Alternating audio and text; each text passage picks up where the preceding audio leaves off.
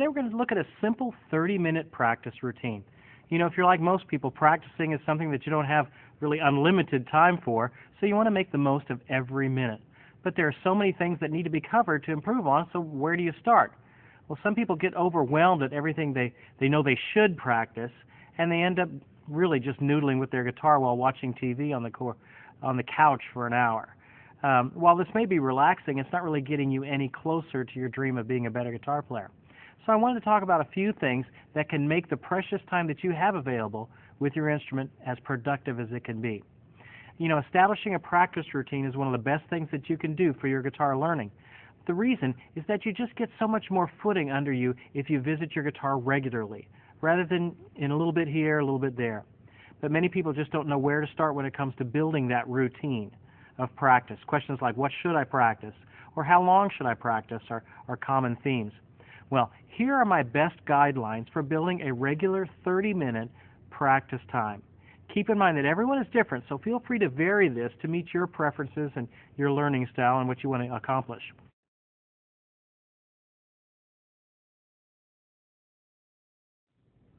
All right, so let's get started. In my experience, there are 4 important sections to a good practice session: warm-up, technique practice, song practice, and then just creative time, kind of a free play time. So here's a good sample 30-minute practice session. First 5 minutes, warm up.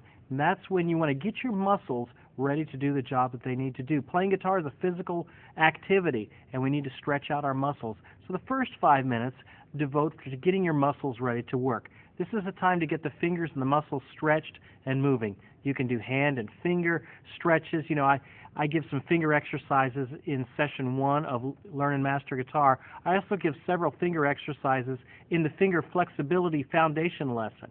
And even I gave you a 10-minute power workout on finger flexibility issues as well. So the first 5 minutes, take some time to stretch out your hands. So much of what we wrestle with has to do with physical issues of not having our hand flexible enough. All right, that's the first 5 minutes.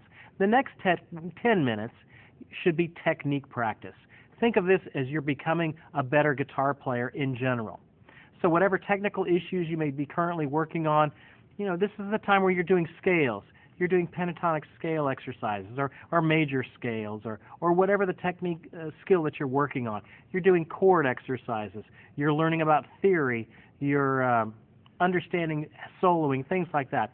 You're becoming a better musician, a better guitar player. Spend 10 minutes of our 30-minute practice time on technique issues, becoming a better musician.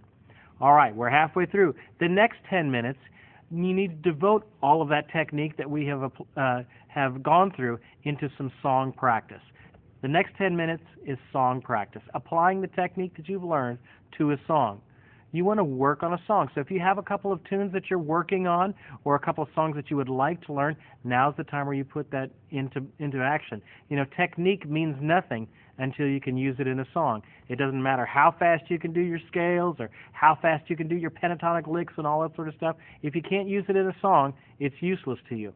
So a portion of your time, a significant portion of your time, should be working on songs. When you get together with other people, they don't want to hear scales, they want to hear songs. So at least spend at least good 10 minutes working on songs that you happen to be going through at that point. Now, the last 5 minutes is a very important part of it as well. This one I call creative free play. It's just exploring on your guitar. For these last 5 minutes of your 30-minute practice time, put away the books and just all your exercises and things like that, and just explore creatively on your instrument. This is so important. It develops your ear. It develops your intuition for which note you should go to and which note is not going to sound as well. Okay? So as I'm experimenting, as I'm playing with the instrument, just kind of take a finger pattern and you think, well, gosh, I wonder if I did that, if I moved each one of these chord tones maybe up a step, what would that get me? And then just let your mind explore.